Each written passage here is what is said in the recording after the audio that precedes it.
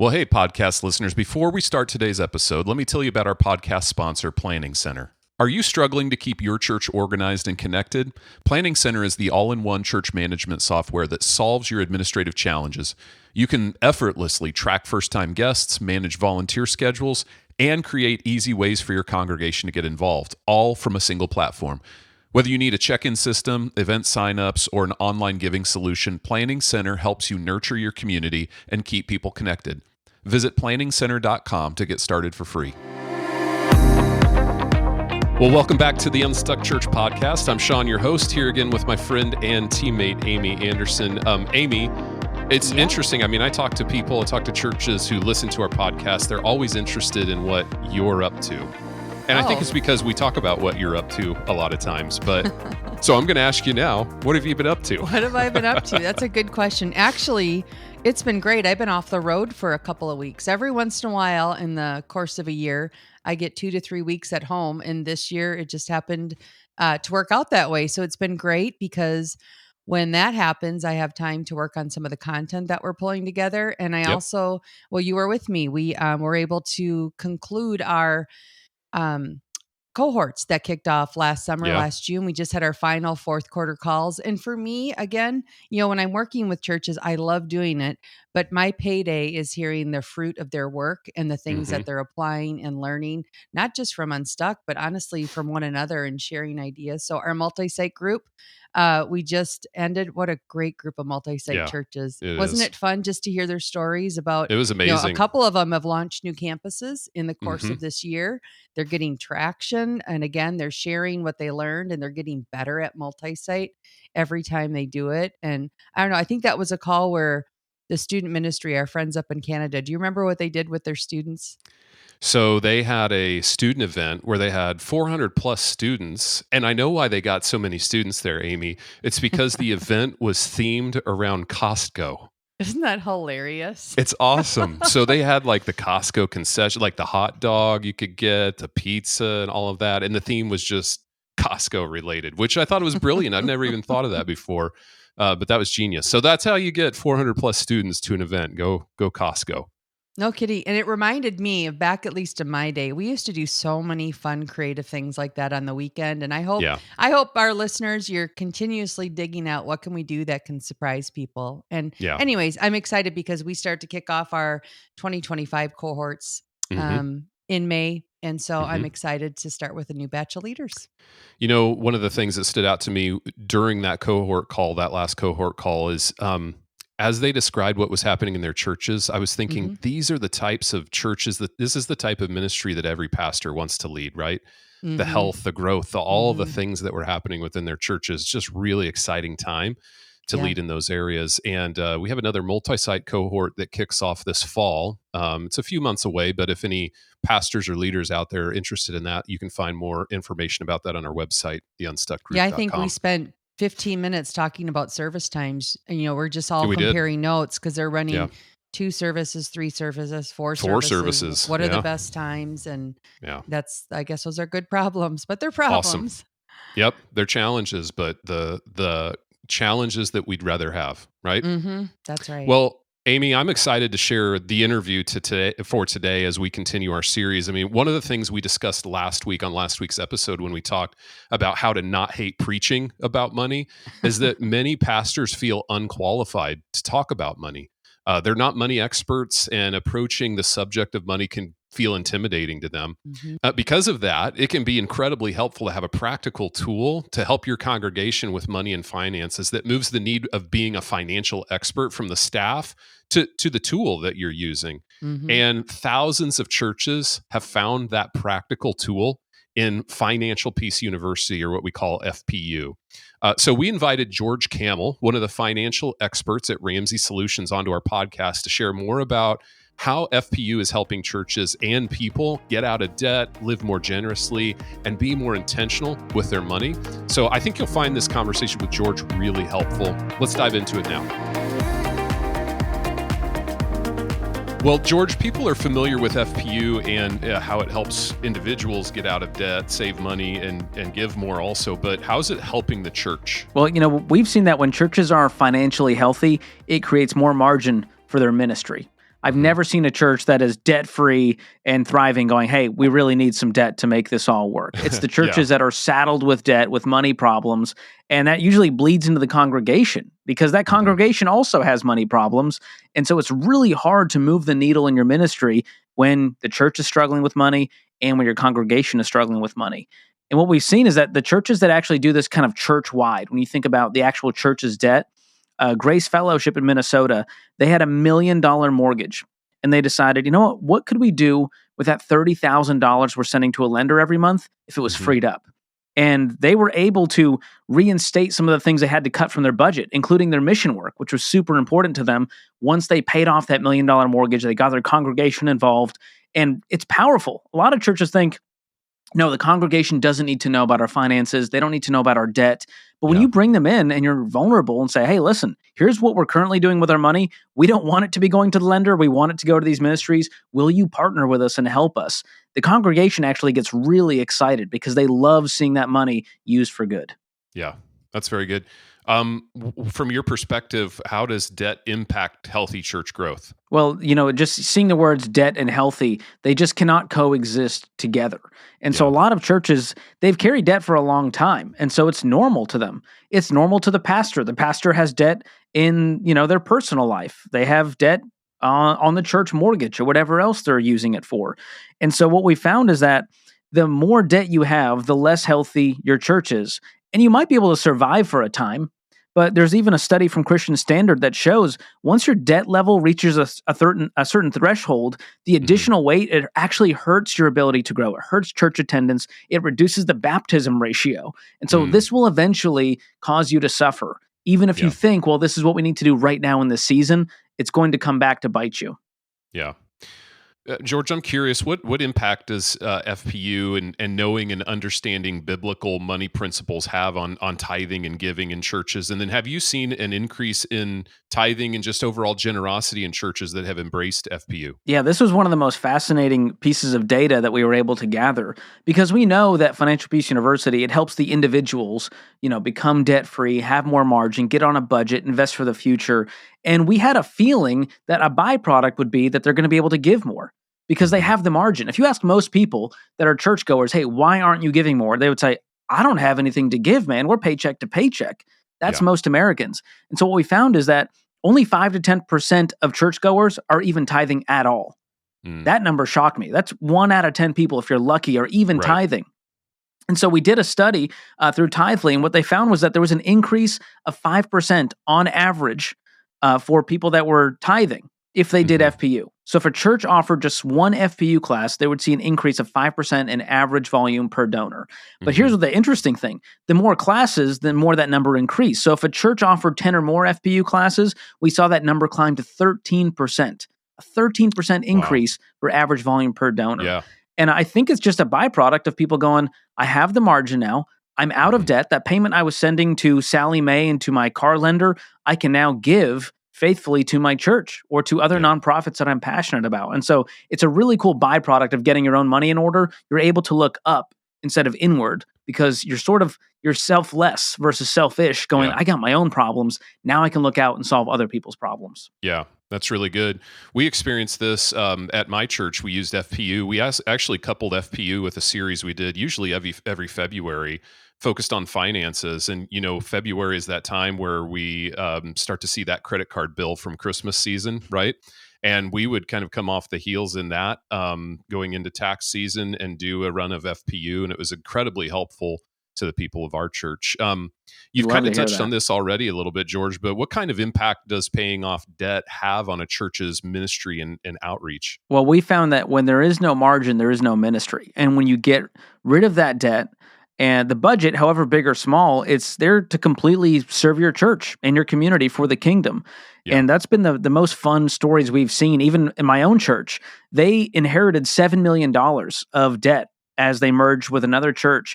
And they looked up, they said, we're sending $1 million to a lender every single year. Yeah. What if we could free that up? And so again, they got the congregation involved. They were very transparent about what the goal was. And all of a sudden, people were excited about this. And within a year, they paid off $7 million. And as I'm talking to you today, they are under construction on a whole new ministry center focused on providing reliable transportation for single parents, for mental health and suicide prevention, for foster care, a wraparound ministry to provide the needs for foster parents. And these are all the things they couldn't do before because they were sending that money to a lender. And so it really is inspiring when you look at what you can accomplish as a congregation when you get your personal finances in order and you're able to give that way. That's great. That's great. So on the heels of that, how does FPU help churches who are struggling with outreach? This is an interesting one. For years, we have hosted Financial Peace University classes largely inside of churches. And so even if you don't go to that church, you might just be someone, logging in going, hey, where's the nearest class? Okay, it's at, Grace Fellowship. Great. I'll go show up at Grace Fellowship on a Tuesday night. And we found that there are people and families listening to the Ramsey Show who tune in. They don't even go to church, and yet they'll come into your church building for this, once a week class for 9 weeks straight, and they end up meeting Jesus that way. They go, oh my goodness, I didn't know this building was here. The staff here has been amazing. They've been so kind. I want to learn more about this. I'm going to show up on Sunday now. So that's been a really cool impact coming from a random money class that they all of a sudden would enter your doors, in a situation they would have never otherwise. Right. Yeah. We actually had a number of FPU groups in our classes that continued on as small groups after that within our church, which was a really interesting, great outcome. That's for cool. us. Yeah. I guess there's a special bond that is formed.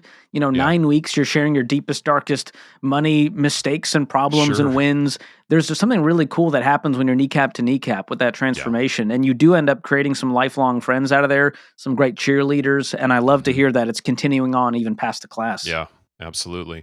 Some pastors might think we'll always have a mortgage. That's just part of church life, right? What would you say to a church leader who sees debt as normal or sometimes even necessary? Oof. Well, number one, it does not have to be this way. And just because it's normal doesn't mean it's of the kingdom, right? We are called to be different, to be set apart. And the Bible is clear on this. Proverbs, they speak in tweets from King Solomon, but it says the rich rule over the poor, the borrower is slave to the lender. I can't read that any other way.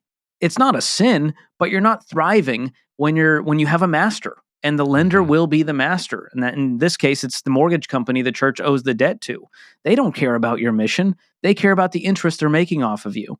Yeah. And so once you've freed that up and you can really, truly live in the spirit of the mission that you have been called to, it changes everything. And so you've got to have a different mindset. And I love that Pastor Joe Boyd of Grace Fellowship put it this way. They were paying that $30,000 a month for the brick and mortar. And they said, hey, think of what we could do for the kingdom when we pay off this mortgage, and it frees up all of that money to use on missions and planting churches and the widows and the orphans.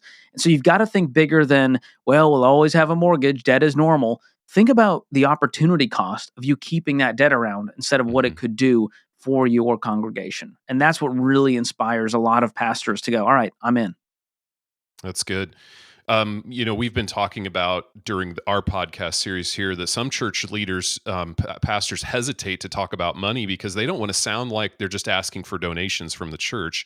So how does Financial Peace help churches to talk about money? How do you help them kind of change the narrative about finances and money? This is an interesting one because a lot of churches have a hard time talking about money because when they do, the congregation can sniff it out. They go, well, they're building another building. They mention the word stewardship. Let's skip this service, right? That's really what's going on inside. And so the way that we've seen it really work is when the pastor's life has been radically transformed financially and they open up about their own money problems and they go through Financial Peace University themselves.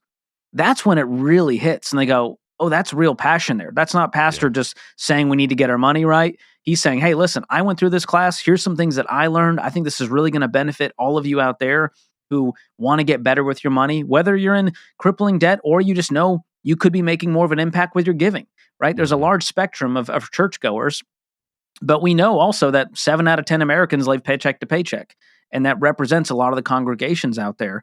And so pastors, you got to have that transformation first. It's awkward to talk about how you need to get out of debt as a congregation when the pastors are also struggling with this. Yeah. And so we have a big heart for pastors. And because of that, we offer Financial Peace University to pastors completely free. because we want them to see the transformation before they go deliver that information to the congregation.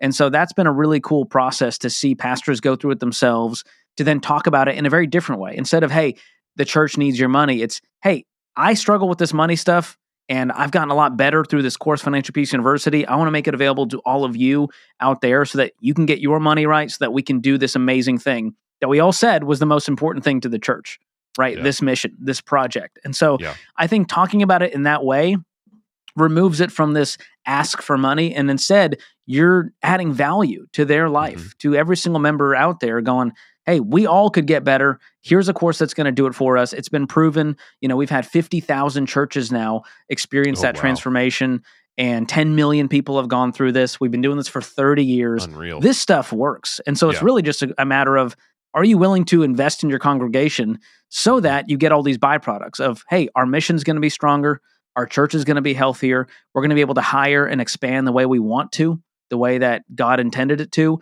and this debt is only stifling us as a church and as a congregation. Are you guys on board? And we've seen time and time again, the pastors that do it right, that have that life change, it works. And the results have been really astounding and inspiring. That's so good. I love that.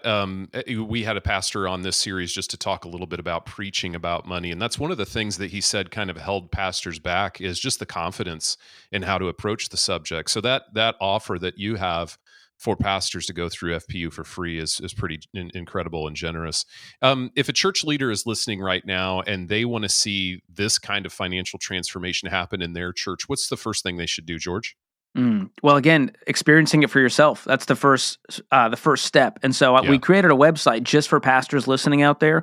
If you go to fpu.com/pastor, you'll get access to Financial Peace University for free. So you can sign up today, see what it's all about. And that way, when you talk about it, you have that confidence. You have that knowledge base to go, I understand exactly what this is.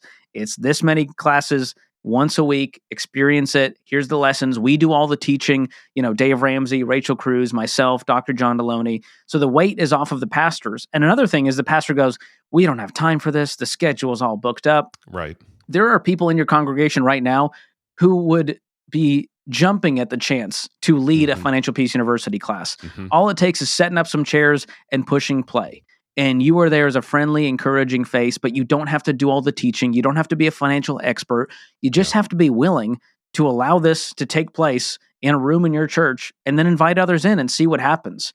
And, if things are worse for you financially 6 months from now, fine, never do it again. But if things are better and you find that there's fruit being, birthed out of this course, out of the congregation, you're going to find that it's really starts to spiral, starts to kind of snowball, where other people get excited. Oh, I got to get on that next class. I got to get on this one. And the coordinators leading it, they are so jazzed to do it. And maybe that is a pastor. Maybe it is a volunteer from the church. But either way, you've got to get started if you want to see this fruit happen, if you want to see the byproduct. And so pastors, I encourage you guys, it's our gift to you. Go to fpu.com/pastor and check it out for yourself. I love that. George, I think one of the reasons that churches struggle with this is just a lot of pastors don't know of a practical way to approach finances within their church, and you've given us that today. So really appreciate your time and expertise and your insight into this topic. Thank you so much, Sean. Appreciate you.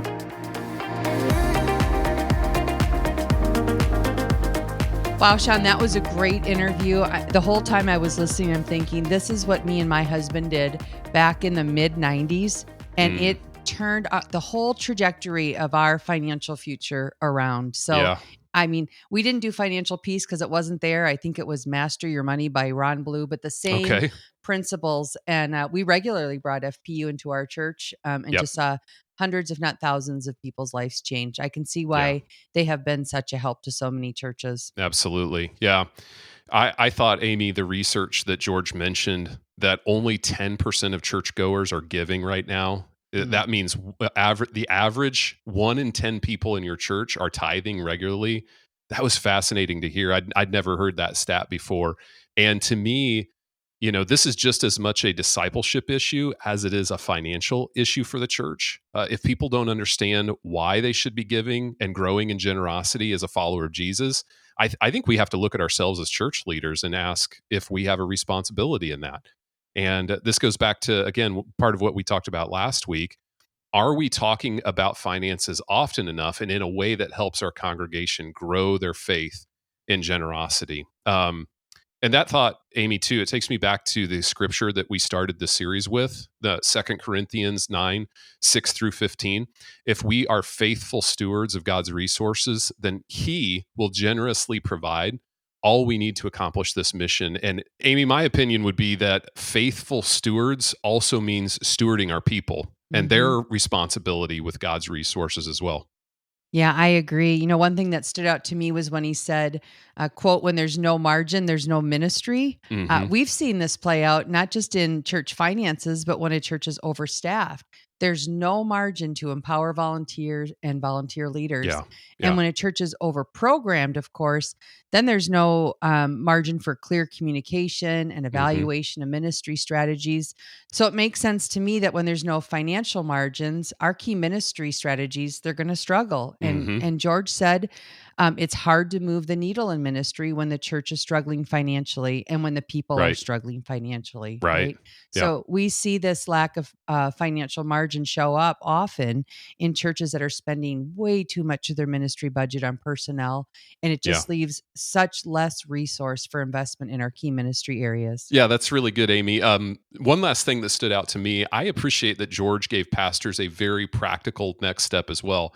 He talked specifically about how pastors can lead the way in financial stewardship, and he offered FPU to pastors for free, which was incredible. If you go to our listeners like that. Everybody likes free, right? That's right. If you go to fpu.com/pastor, so fpu.com/pastor, you can get access to FPU completely for free. And by doing that, you can experience what the people in your church would experience if you choose to offer the class. So get some practical wisdom for yourself and your personal finances. Go through FPU, borrow some of those ideas to help you address the topic more confidently in your church. George said that their research showed that there was an increase of 5% of volume per donor for people who went through FPU, and even more than that for churches who offered multiple classes, so who were offering FPU multiple times. So financial peace might be the tool to help individuals in your church gain financial margin. And as George said, that often leads to increased giving in your church. Such great words, especially in this season right now. Sean, any final thoughts you have today before we wrap up today's message? Yeah, one other thing that stood out to me in the conversation with George, he said, it's not a sin to have debt, but you're not thriving. And I think that that's one of the areas that our missions align, the Unstuck Group and Financial Peace and Ramsey Solutions. We really want churches to thrive. So if this subject is something you'd like to dig deeper on, you can use our free PDF called Funding Ministry in Uncertain Economic Times. That's included for our podcast subscribers in the show notes that we send out each week. If you're not subscribing right now, you can go to theunstuckgroup.com/podcast and subscribe there in order to get that resource to use. And also come back next week. We're going to finish out this series with a conversation on funding your ministry strategy. So until then, everyone, have a great week.